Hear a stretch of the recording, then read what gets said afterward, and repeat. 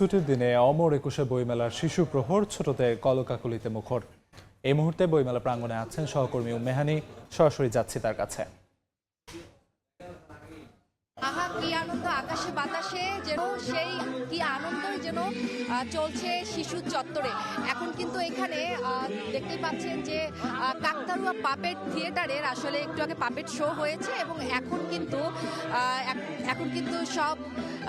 কিন্তু সব বাচ্চারা এখানকার যে বড় যে পাপেটগুলো রয়েছে সেগুলোকে নিয়ে আসলে আনন্দে মেতে উঠেছে। এবং একটু বলি যে কাকতাড়ুয়া পাপেট থিয়েটারে কিন্তু তাদের যে পরিবেশনা সেটি আসলে মঞ্চে তুলেছেন এবং এখানে কিন্তু একটু আগে ছোট ছোট পুতুল, সহজ গল্প, ছড়া আর গানের মাধ্যমে আসলে শিশুদের মন জয় করে নিচ্ছে তারা। এবং এখন যদি দেখি যে সব বাচ্চারা কিন্তু এখানে যে বড় মাস্কটগুলো রয়েছে সেগুলোকে ঘিরে আনন্দ প্রকাশ করছে এবং অনেকে কিন্তু এখন হাততালি দিচ্ছে, কখনো কেউ প্রশ্ন উত্তর করছে, আবার কেউ মজার খেলায় আসলে অংশ নিচ্ছে।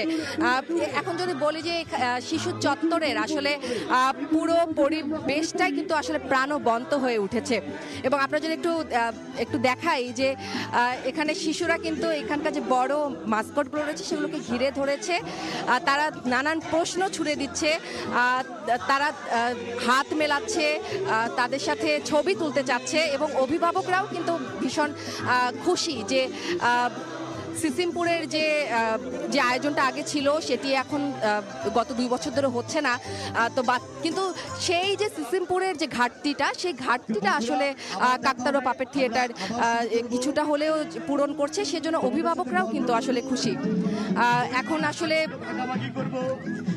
শিশুদের প্রাণবন্ত মুখরতায় কিন্তু এখানে ভরে উঠেছে এবং আপনারা একটু দেখতেই পাচ্ছেন যে সবাই কিন্তু আসলে উপভোগ করছে। এবং একটু বলি যে এবারের আসলে শিশু কর্নারটির জায়গা পরিবর্তন হয়েছে এবং সেটি কিন্তু আসলে শরৎ উদ্যানের মুক্ত মঞ্চের এই পাশটাতে নিয়ে আসা হয়েছে এবং এখানে কিন্তু আপনারা দেখতেই পাচ্ছেন যে সবাই আসলে বাচ্চারা বিশেষ করে খুব উপভোগ করছে আর অভিভাবকরাও তাদের আনন্দ জানাচ্ছে। এই ছিল আমার কাছে শিশু কর্নার থেকে সর্বশেষ। সরাসরি যুক্ত ছিলাম অমর একুশে বইমেলায়।